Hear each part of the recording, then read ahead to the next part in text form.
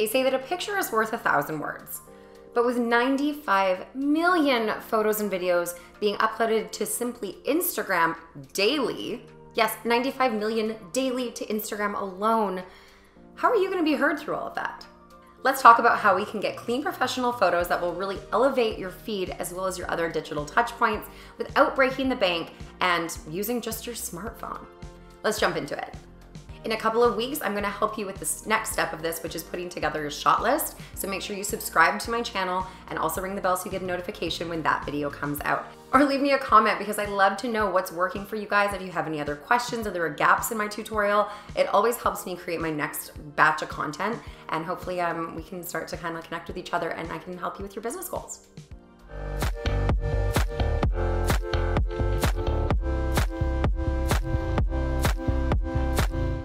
We all know it's really important to have beautiful photos, whether it's for your website or for your social media placement. We know that we want to be putting our best foot forward. Now, having a DSLR camera is great, but you have to know how to use it. This is something that actually takes some learning, especially if you're shooting for yourself. Are you in focus? Are you not in focus? What else is in the shot? What's the lighting like? Apertures, blah, blah, blah. Like all that stuff that is just very overwhelming. And if you can't hire a photographer, then how are you gonna get those beautiful photos? That's what we're gonna go through today, and just some little tips and tricks to make sure that you're really elevating things to put your best foot forward in your storytelling. The first thing I wanna talk about is lighting. This is so important. No matter what filter you throw on things or anything after the fact, if your lighting is wrong, the picture is really hard to kind of bring back from where it started out as. Overexposure, we might have shadows, we might have certain areas that we wanted with the brand or like having a reflection on them, things like that that'll really make a difference in how you're putting your best foot forward.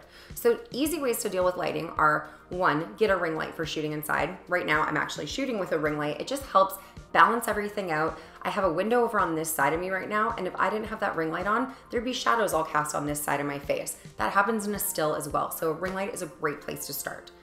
Also, natural light is amazing. If you are shooting something like food or a product, put it just outside or next to a window to really maximize that natural light. You don't need a ring light at this point. And a ring light also does have the detriment of often showing a reflection. So if you're shooting onto a glass bottle or something like that, you'll often see the ring light. So just put it near a window and kind of capture that natural light. Shooting outside is great, but you do have to take into account that the sun, when it's not being covered by a cloud or some shade, can be really overexposing. What this is gonna do is wash out any details. So when you are overexposed, you're not gonna see a logo on a shirt, or you'll see something really bright and something that's completely in contrast to it. So we wanna make sure that we're shooting either on a cloudy day, right before sunset, in the shade, somewhere that all of the colors within your shot are actually being captured at the same level of brightness. You can do a lot of stuff with filters after the fact to brighten this up if it seems a little bit too dark, but as long as it's all equally dark or equally bright, that's when we can actually manage these variables.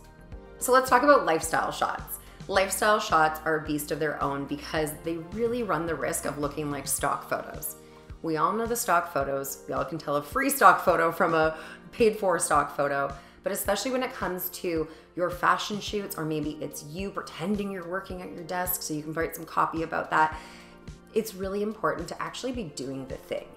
Don't stop and be like, I want to have my skirt swirling out. Actually swirl your skirt. You might want to find a focal point so that your face stays in focus while you're turning your body, but it's really important for us to actually see that movement and that it's not just, what's the word I'm looking for, like manufactured and feeling really disingenuous and jolty. Candids, we all know we can have a little laughing photo, but laughing mid-frame and like freezing like, is never gonna look good. But if you actually have a laugh to it, it makes it a little bit more natural and moving around. Lifestyle shots are amazing for brand building, and they're great for doing those like more zoomed out sort of macro style photos, even for products. However, it's really imperative that you're making them look natural.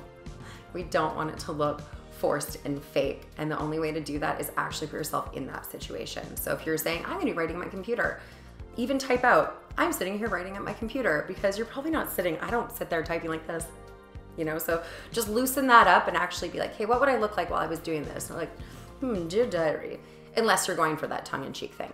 Product shots are a different beast entirely. Now, it's important with product shots that we're seeing the branding, we're seeing the function, we're seeing all of these different elements that we've also put so much time into, right? We're seeing the function of the product. We're seeing, you know, this beautiful bottle that we put together, the beautiful wrapper on a candle, and it's wonderful, but we run the risk of making every single photo look exactly the same, especially if you have a small line of products. So let's use them in different ways. Sometimes we'll zoom in, sometimes we'll zoom out.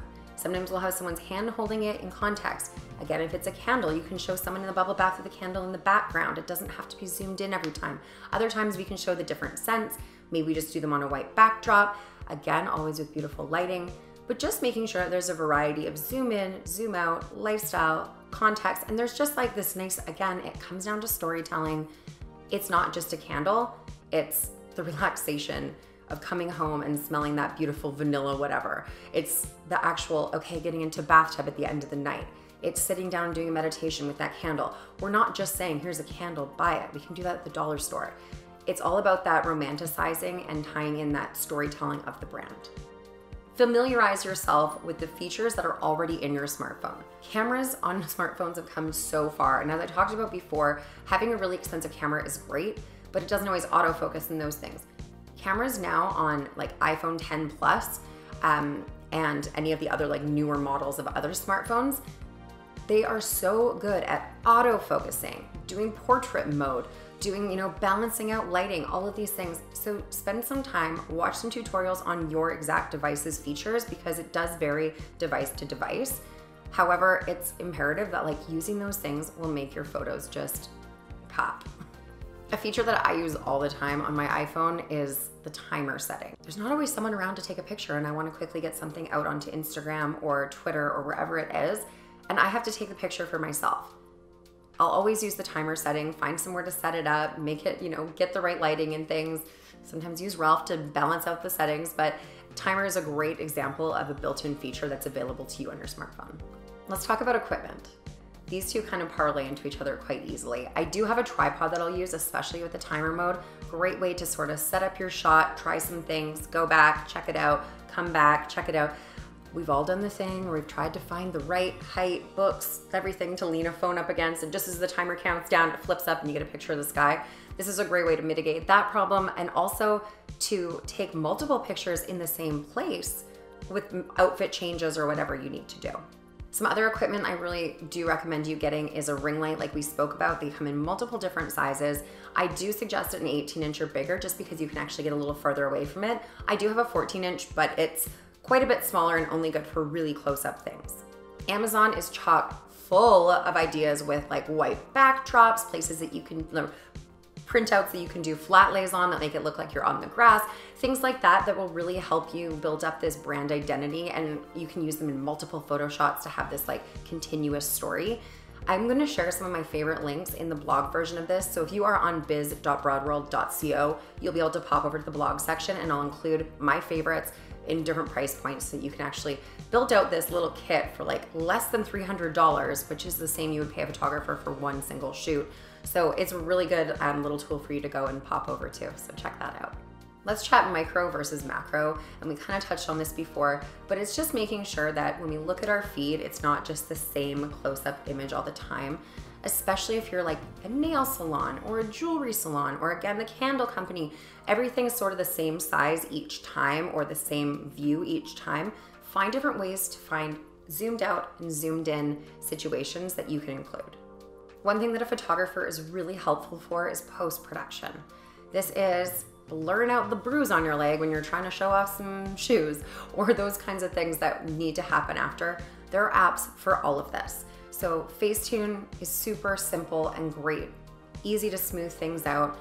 I'm not an advocate for changing your body shape and size. I just think that that's not something we need to do because we all are fine walking around the way we do, and for some reason in digital everyone's like, no, I'm a size 000.